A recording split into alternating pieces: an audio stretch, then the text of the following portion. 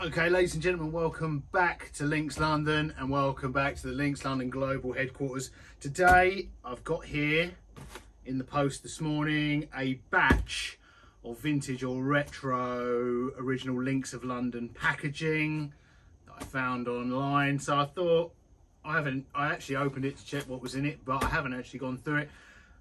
I thought it'd be good to share that with you, because this stuff is really useful to us, probably useless to most others, but to us, super helpful, and I'll explain why. We are acquiring a lot of vintage and retro Links of London pieces, a lot of jewellery, but a lot of other bits and pieces as well. They made some cool stuff. And when we acquire that, some of it comes with the original packaging, some of it comes with original Links of London packaging. Whether it's the right packaging or not is questionable, and a lot of it comes without any packaging. Now, a lot of the stuff we've been getting recently is from the liquidators, new old stock, and this is a mini sweetie bracelet there, and that is its stock bag. Now, also I've got cufflinks there again, brand new, and with some of these pieces they would have gone into stores. They would have gone into stores like that, and then it would have been up to the store, who would have got stock in one day and a big batch of packaging in another day. It was up to the store to put the two together, gift wrap them, and give them to the customer. Once the customer had chosen their bracelet and charms, they could package it all together. Other pieces would have gone into store. If pieces had specific packaging made specifically for them, for instance, somewhere on that pile of stuff there is some McLaren car cufflinks. So it was a collaboration between McLaren, the supercar company, and Links of London. I'm not sure if McLaren was selling them or Links of London was selling them, or if both were selling them, but they had specific branded McLaren Links of London packaging. They would have been combined at the time of manufacture and sent into store with that specific packaging. Sometimes when you're buying pieces, they are complete. Funnily enough, I've got new old stock from the liquidators, no packaging. So I've got the cufflinks without the packaging. Who knows what happened to that packaging, but it would have been specifically branded. I've seen examples of it online. It was specifically branded for the collab. Now, because these pieces went into store and it was up to the stores to combo packaging and the jewellery, sometimes it would have just been the store had specific types of packaging, they didn't have others, kind of something either too big or slightly too small was put together and given to the customer. Other times customers might well have asked for something a bit more spectacular than that, bigger. They could have upgraded. Equally, they could have said, well, I've got to stick it in my handbag, I'm posting it to someone. If it was coming in a massive box, have I got any set boxes?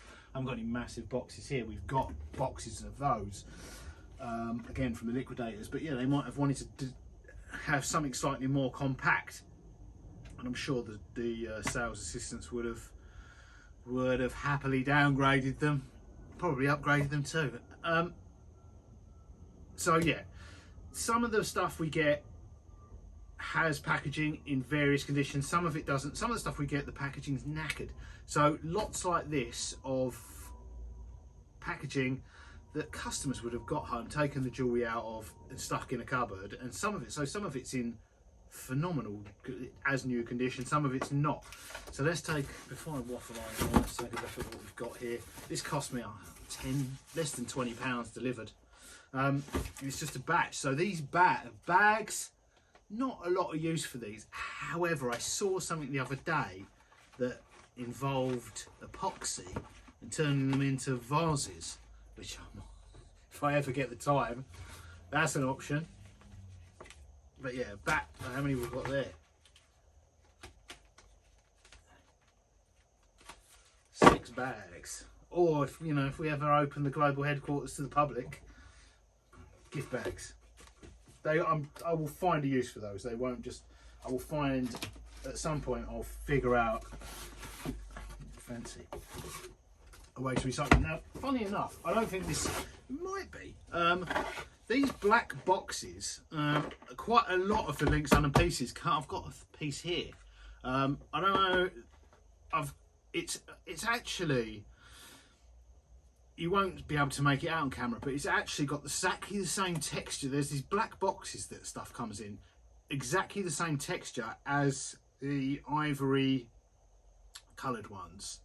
And just because I'm getting so many of them, it's definitely something that this is something either the stock came in from the manufacturers in, or there's a possibility that this was the way they sold things from the outlet stores, of which there were a couple. Because yeah, it can't just be a coincidence that we're getting the same black Texas box. This doesn't have the texture. I think it's just, this is potentially just a coincidence. But I think there definitely was just plain black boxes. So in here, these are a pretty common design. This and this. I think originally the ovals, actually quite a tricky thing to recreate today. Not tricky. You'd think like a car like something like that, it would be easier for us to find someone to make us these than these in our favourite People's Republic. So what have we got? That one I already had.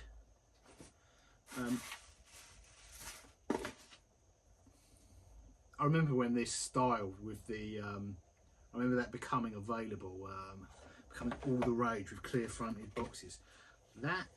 These always fall apart on the back from where the hinge is, but that is a super useful design. A bracelet box. Right, so what have we got? Oh, and a little tag. Broken tag, but a little tag. So, bracelet box, super handy. We've got a lot of bracelets without boxes, and some of the bracelets are quite nice and heavyweight and relatively expensive, so that'll be super handy for the original charm bracelets. So I've got one here. I did have one here, yeah.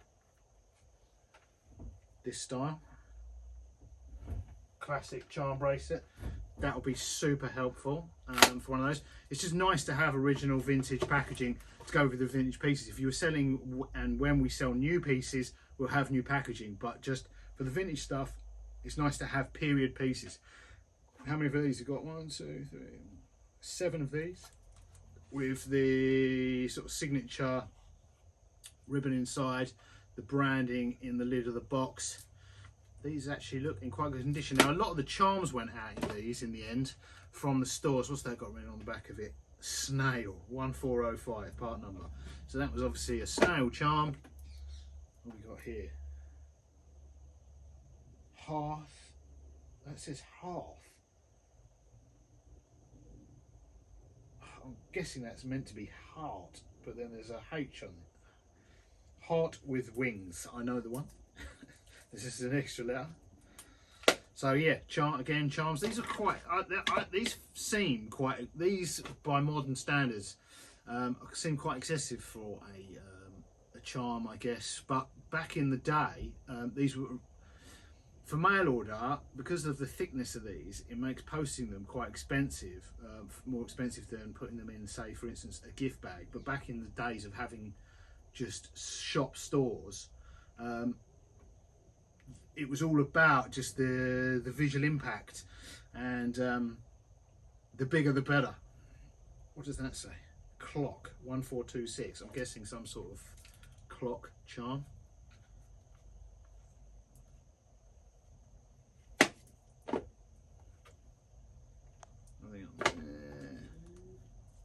They're all in pretty good condition. The paper's peeling off in places, but we can get the Pritt stick out and glue that down. Oval boxes, that's a relatively modern one. Cushion inside, which is helpful for bracelets to wrap around, or you can take the padding out and use it. That's quite an old one, with the different style and design. It's quite an original one. Some gift bags. A little bit of padding, an original cotton gift bag, pretty well made. Today, finding genuine cotton, even again from the People's Republic, is quite challenging. Another one with a bracelet pad inside, a little bit knackered inside, but vintage, not knackered. And in here, these clear fronted ones, like I say, I remember when these were all the rage, clear fronted boxes. It kind of made them, it looked cool. Everyone thought they were cool, but they were incredibly, not incredibly, comparatively fragile. What is that? Got some purple, a big pile of ribbon there. I'm not going to unreel the ribbon. The ribbon, I'm sure, will come in handy, but if you've watched my previous videos, you'll know I can do many things. I can make all the jewellery. I could probably make the box. I've tried, I've worked in gift all my life. I cannot tie a pretty bow. I just can't. I cannot tie ribbons around boxes. I'm persevering. It just look. I can. Well, I'm not saying I can't. I can tie my shoelaces together. Same sort of thing. Looks. Doesn't. Whenever when I say people gift wrapping, always looks very pretty. When I tie a bow around a box, looks like a dog's chewed it. Right. That lot's going to come in super handy. I've got a big pile of pieces behind me, all of which need this packaging. So these will come. These are super universal. I've got rings, bracelets. The bracelet box is going to come in super handy. So yeah, some of these will need a little bit of TLC. If I can, I'll try and get the old labels off with the ring, with clock written on the bottom or what have you. But sometimes that can cause more damage than.